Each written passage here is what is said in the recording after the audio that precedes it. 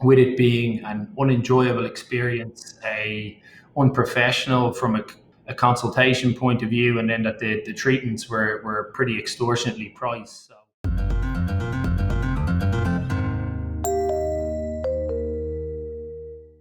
From Swoop, it's Take the Plunge, a podcast about how business owners decided to stop what they were doing and took the plunge to start their own business. We take a look at how they came to that decision and what those first crucial steps were in getting their business up and running. My name is Kieran Burke, and I'll be your host for this episode. Today, we're joined by Will Kennedy and Adrian Gilbane, who are the founding team behind Suns. Suns offer clinically proven hair loss treatments direct to your door, and their mission is to make every new generation of Suns healthier and happier than the last. Brilliant to have you guys join us today. Will and Adrian, thank you so much for coming on. First of all, how are you both doing? Doing good, Kieran. Yeah, Thanks. thank you. Brilliant. With this show, we like to go back to the very beginning. How did you guys decide to stop what you were doing in terms of professional careers and decide we're going to start up a business? It's a good question. I think at the time, so you're kind of going back to the summer of 2018. And I think at the time, neither of us were looking to leave our jobs. My own background was in food and beverage. Before starting Suns, I'd spent 7 years with Kerry, working across commercial M&A and then business management. And, so I suppose the nature of the job is probably quite entrepreneurial minded and kind of led me to that position anyway. So probably open-minded to it, but definitely not looking to leave.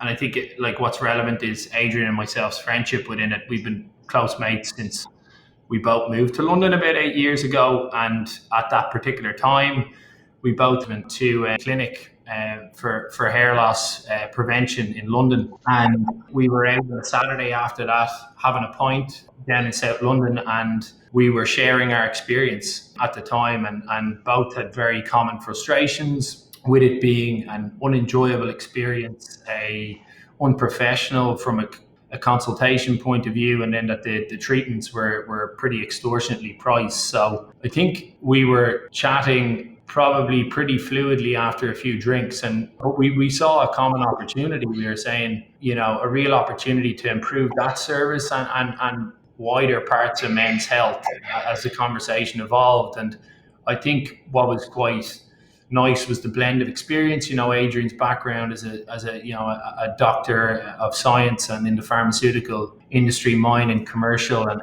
consumer, that we were able to identify, to create a brand and actually how we could actually create a direct consumer model to address the needs. So yeah, I think it was really, I suppose, a nice place for a business to start, which is we identified a problem and a solution to it. For me as well, I was kind of going through, it was very much a similar process in terms of, I was in no way planning to, start a business. It just kind of happened. I was very focused on my career in EY. And I think what I was doing, I'd worked in pharmaceuticals my whole life, initially in R&D and then more in a kind of commercial consulting setting. But I did really believe in this opportunity from a hair loss perspective, but also felt that there was really a significant opportunity to be positioned as a direct-to-consumer business. So really believed in the opportunity, felt we could do well here. And there was a real opportunity for us as Suns to go after the mild diseases. And that's what led us to start the business. I suppose what I'm also quite interested in is you touched on the fact that you kind of formulated this over a couple of pints, and there's no doubt that every Friday night, Saturday night around the world, millions of businesses are formulated over a couple of pints, but come Monday, they're just a pipe dream. So how did you take it from having a couple of pints to actually starting to make it a real thing and starting to make this happen? Yeah, very true, because I think I certainly probably had a few of them before. I think again it kind of comes back to how excited we were around the opportunity, and because we had gone through the experience ourselves of dealing with the thing and going, geez, my hair is starting to fall out, and what do you do about it? And then you try and go for your treatment, and you're like, oh well, I wasn't satisfied with that. And then that mixed with our experience as well. We knew that we could. We felt we could do a better job than what was out there at the moment. Where it started the next few months after that were around kind of bringing the idea into more of an actual business plan.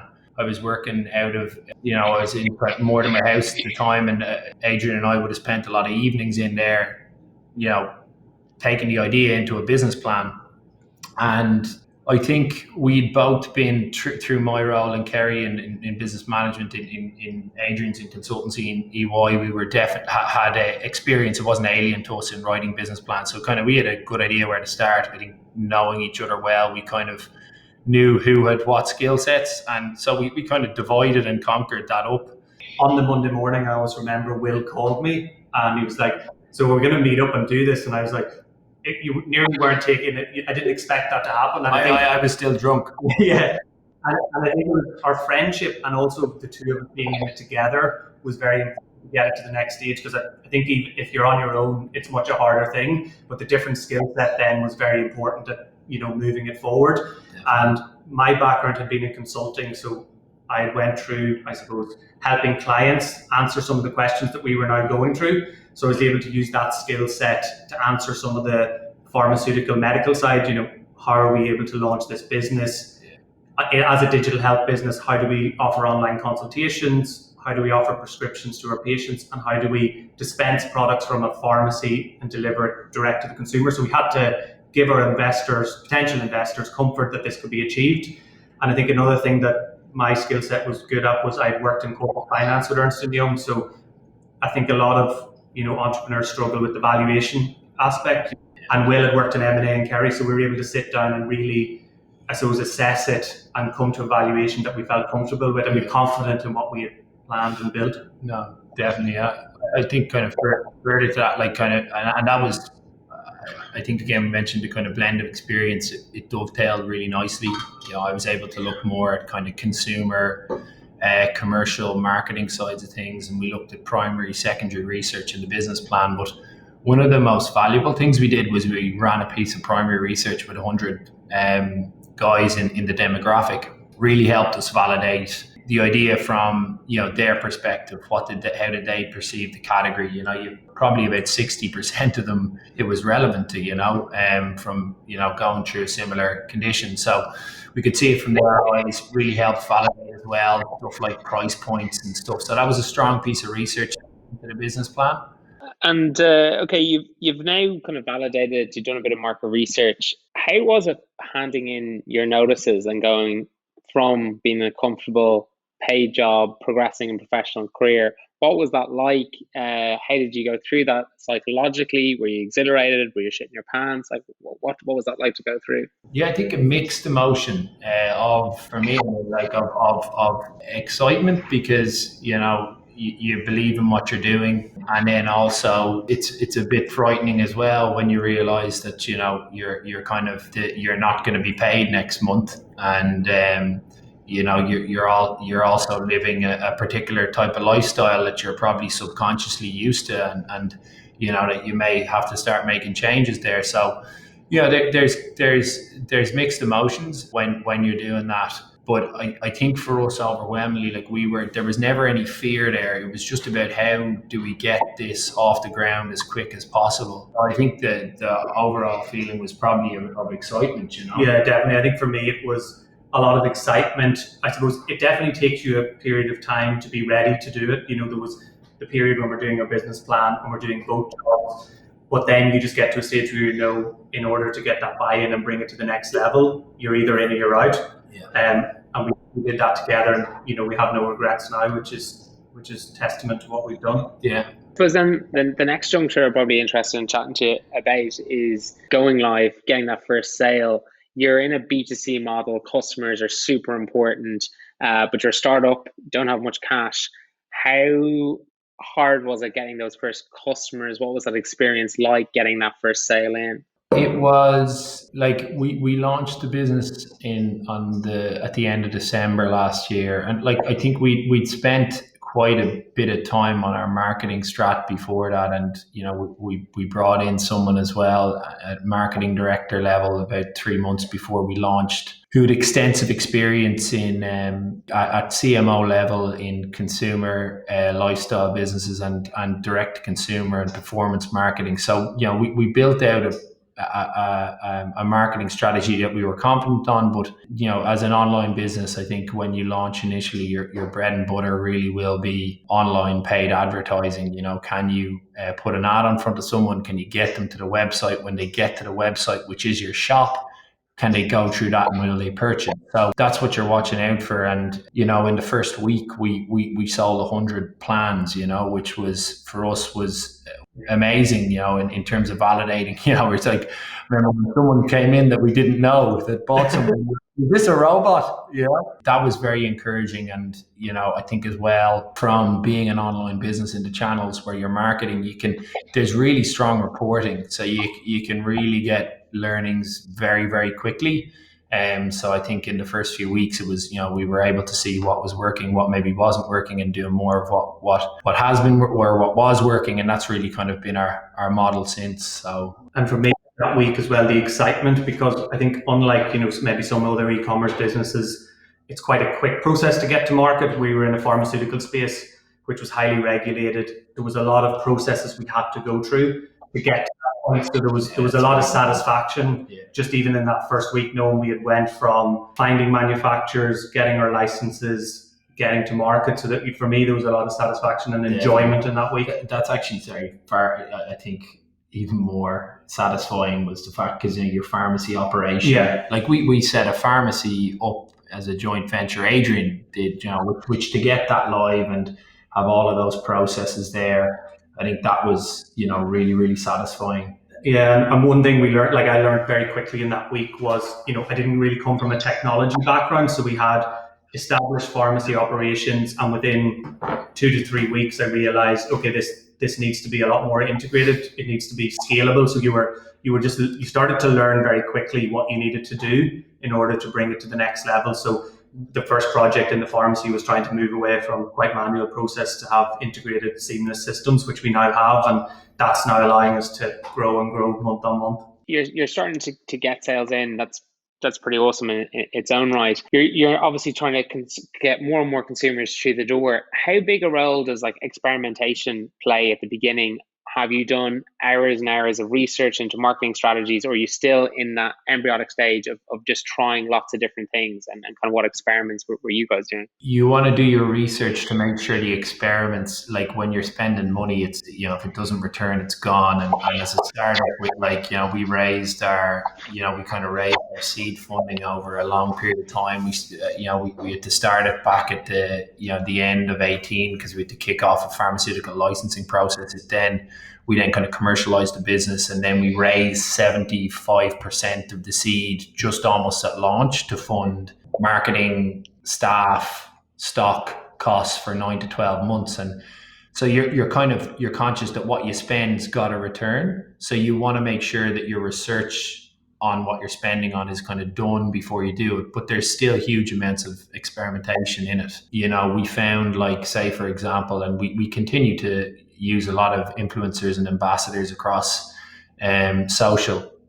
They can give a great return, but what we found as well is it's kind of diminishing returns, that when they speak to your brand first, you get a huge traffic drive to the website, and a lot of the time, you can get a good return off it. But the second or third or fourth time that you might work with them, it fatigues with their audience. So what you find from that is okay, that model works, but you need to change that up, and you need to find more ambassadors rather than working with just a few. So you kind of, there's your model with that evolves the same way with advertising online. You find that specific audiences is what performs really, really well. So you're trying to, again, refine that and find more audience of a similar lookalike. So I think that's constantly experimentation and reviewing it and refining is part of it. We have a marketing call with our internal and agencies every Tuesday, and there's 14 people on that call, and we review every single one of our marketing initiatives, and then each week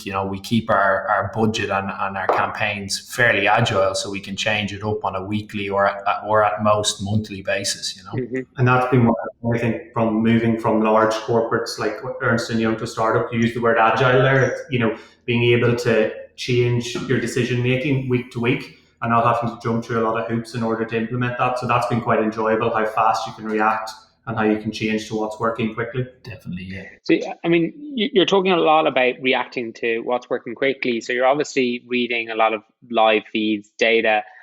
How big a role do tools that give you that information play in the day-to-day running of your business? They play a huge role in terms of performance marketing. We're at a stage where now we're starting to be a little bit more loose around brand building initiatives, and you can put more stuff out there, which is it's a point. It's very important for us as well. We're a healthcare brand. In digital space, trust is important. So traditional kind of stuff like TV and print and stuff we look at as well. But in the day-to-day of like customer acquisition, performance marketing is, reporting is key to, the growth of our business. But at the same time, I think with that, you need to make it simple as well in a way that you can actually understand it and, actually take stuff from it and act on the data you have. So the way we do that is we take all our online reports that we have, but we pull that into basically a live Excel dashboard that we look at every single day, which is effectively our KPI stats, which shows us where does our traffic come from by each channel, and what channel delivered what in terms of sales. And that tells us basically, we know if we switched on a particular channel, like if we throttled up our TV campaign, our direct traffic goes up with it, we know it worked. If it doesn't, we know it didn't work. So, I think we take all the online reporting tools, but we kind of almost review it in quite a manual way to try and make it more simplistic, because as well, I think we find with the wider team that they can kind of interpret that better and understand what's working and what's not working. So has that been a kind of a way for you to kind of find things that have gone particularly well or not so well, and be able to react to them? Are there a couple of things that happened you're like, God, that just did not go to plan, and you were able to pull the plug on it? Yeah, I think there's probably been a few things that have, we spent on and we thought they would deliver, and they haven't delivered. And then, of course, there's been some stuff that we've, spent on and done really, really well. So you guys touched a lot on having complementary roles and skill sets. How big a role has it been in terms of people within the business, in terms of like, who did you decide to bring on as your first hire or your first advisor? And how important do you have people become in shaping and growing your business? Yeah, so I think on the pharmaceutical medical side, very early on, we had to gain the licenses to supply and sell the products in the UK. So we brought in a team of expert regulatory consultants, IPG Pharma. So they were the first group of consultants we worked with, and they were essential in doing the license applications, dealing with the authorities. And they've worked with us, they're still working with us now, but they worked with us throughout the 18-month process of getting those licenses. So they were instrumental in the early parts. And then as a healthcare business, trust is very important. So building that medical and pharmaceutical infrastructure is very important. So we brought in a medical director, Dr. Knut Moe, trained GP, and he joined us from one of Ireland's leading hair loss clinics. So he's been essential in, delivering the best in care for our patients. And we also established a pharmacy, as Will had mentioned earlier. So we're working with a team of experts there who've been essential in delivering the dispensing side of the business and the pick and pack services. So I think, using the word trust, mentioning it again, that's been very important. So regulatory, medical and pharmacy has been very important in that aspect. And how have your roles changed, I suppose, as you've brought new people into the business? Probably a little bit at the start. We were very intertwined, so there was less to do, so we were kind of working on things together. But now we went in our separate ways in terms of Will, is on the sales and marketing side, whereas I'm very focused on the product and the operational side. So we're now working in very different roles, I would say. But then obviously in a startup, we're touching base with each other daily on most things. Yeah. I think that, I think we did it at the outset. We did have it mapped out in terms of what our roles were, but at that time those roles don't exist. Exactly, because everyone's doing everything. It's just when the workload increases and you start to develop out proper units of your business within, like Adrian's built out a full healthcare pharmacy team. We've a full marketing team, which effectively is our sales and marketing team, and we have a customer care team, and then they roll up into different reporting units, and your roles kind of split then. So yeah, I mean, I think we still, and some are very linked because say customer care, for example, that's essential to the operations of the business running smoothly, but it's also essential in how we talk to our customers. Yeah. So for that role specifically, we're very much always interacting on how we can improve it and deliver that. Because I suppose you both touched on in the very beginning how important customer care was because of your initial experience and how poor it was. So how have you managed to constantly ensure that you're delivering a quality customer care, and how important is that customer care element to your business? Yeah, so I think one thing that kind of, I suppose, validates the success of our customer care is if you kind of see our Trustpilot reviews, we're the leading provider in our category. So that's kind of a testament. We've really developed. We have a team of now 5 across customer care. Yeah. We aim to deliver responses within 24 hours. We have general customer care that focuses on product and service. Yeah. But on top of that, we have a specific medical customer care that delivers with any product queries, or if somebody wants to speak directly to a doctor as well, we offer that.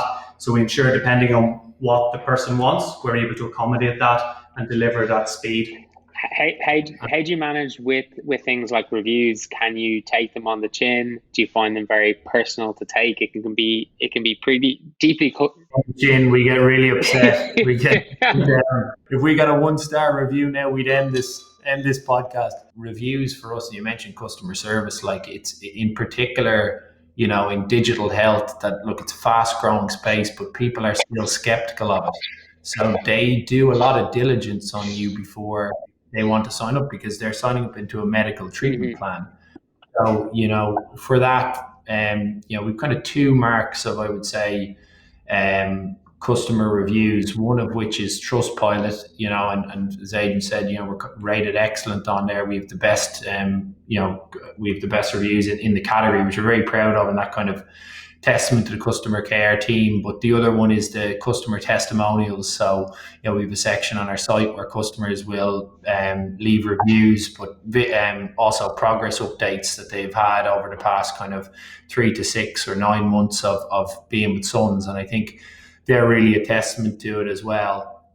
But that's an area that we'll continue to invest in, and continue to focus on, because it's, for us, it's really the customer service and customers being loyal to our brand and staying with us over time is just so key to our success. Talk to me about COVID for a second. You've launched your business, you're going 4 months, getting the first couple of months under your belt, getting a bit of routine, and then that kicks in. Did it have an impact on the business? How did you panic? Did you just take it head on? What was your thinking as it kicked in? That was, you mentioned, kind of, was leaving the job frightening, or was that, like, none of that was frightening?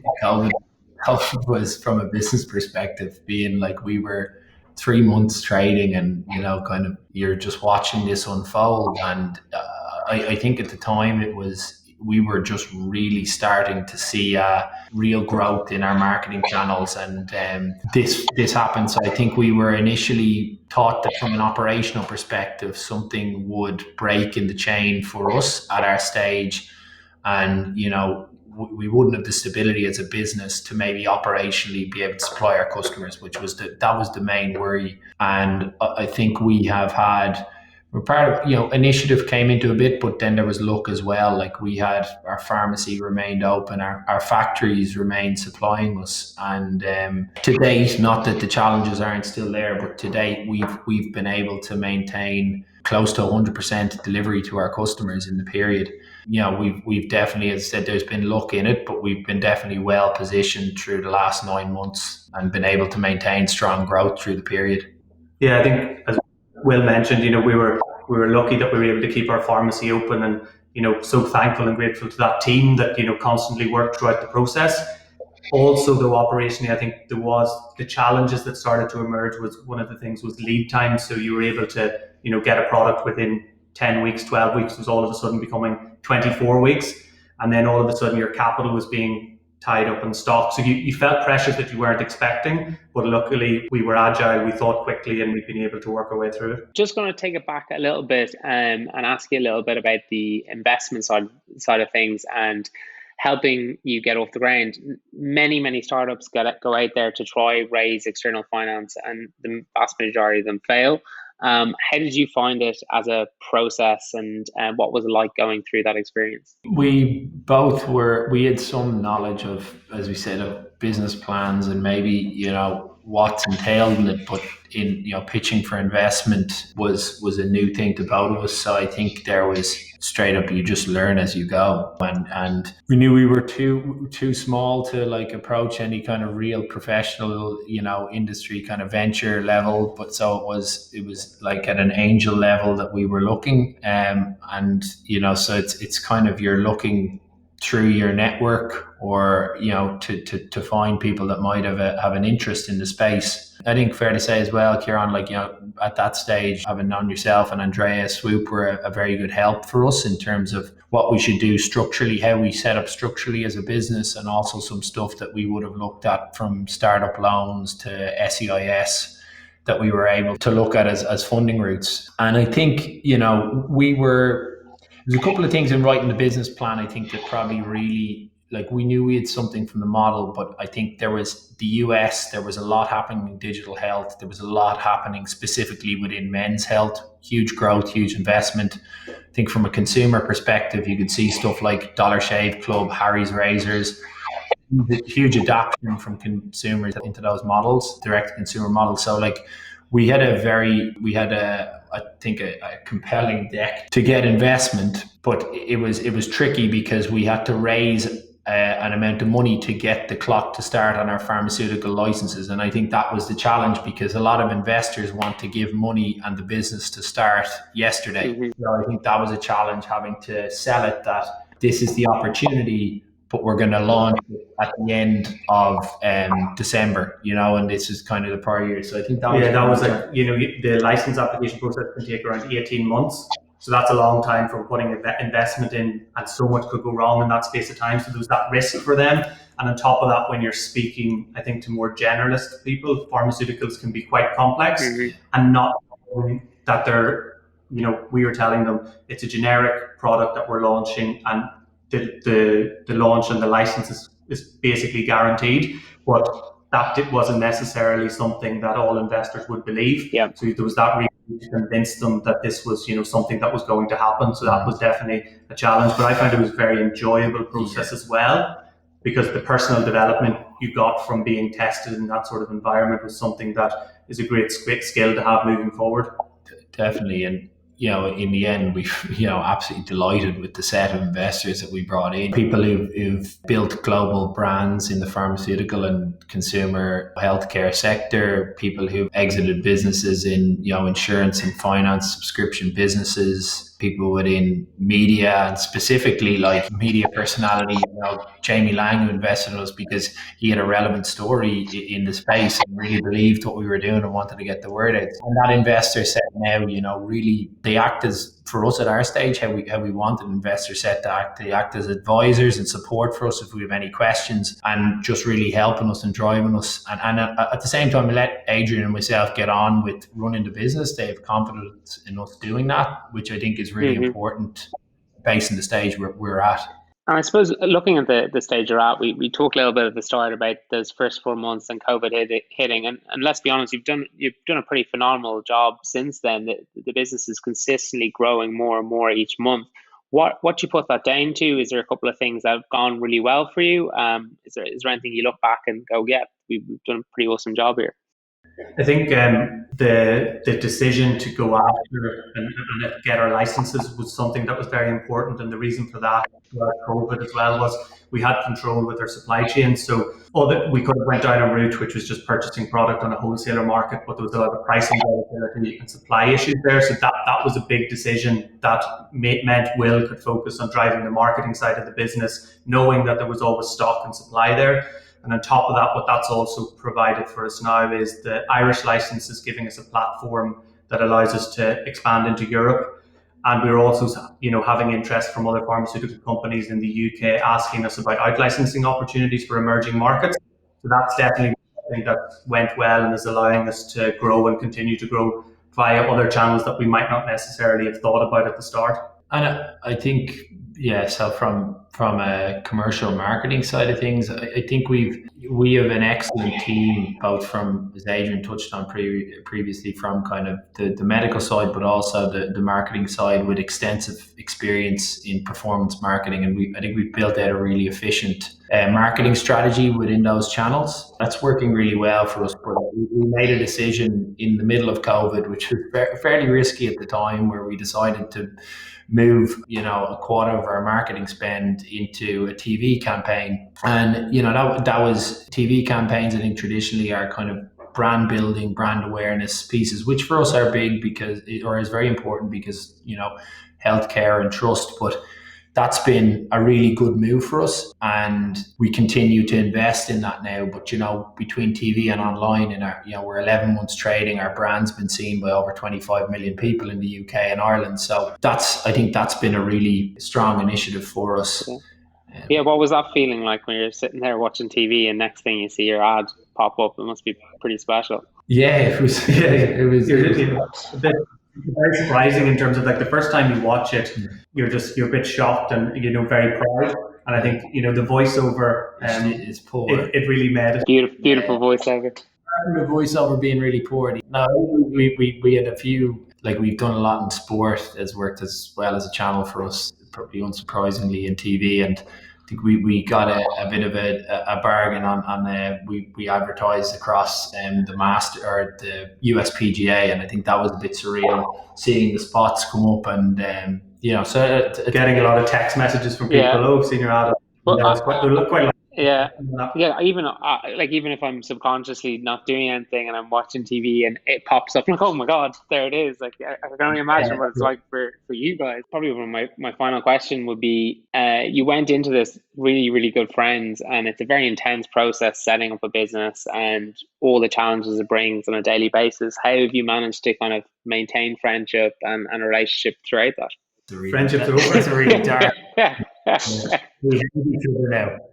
I actually, I think, if I was going to say it's one of the most enjoyable parts of the fact that we have at 5 o'clock now, we have our son's virtual team beer, where all the different guys who are, and are working from home will dial on, and we have a beer for half an hour. But like myself and Adrian will like in normal times would, most Fridays have a beer and don't feel we need to talk about work, you know what I mean? So that's, I think, great that we've been able to maintain and grow that friendship through it, you know what I mean? So yeah, and I think, even at weekends when we still socialize, there's a good ability there to just park the work and just pretend like the business doesn't exist for 24 hours at least. It's a good skill. Well, lads, I can't thank you enough for coming on and sharing your story so far. It's been brilliant to hear how you've gone about setting Sons up and the success you've achieved in such a short space of time and dealing with things like COVID. And I just obviously want to, from us, wish you all the best with continued success and hopes Sons go on from strength to strength. But a big thanks for coming on and sharing the story. Really appreciate it, lads. Thank you very much. Thanks, Kieran. Really enjoyable. Delighted to come on.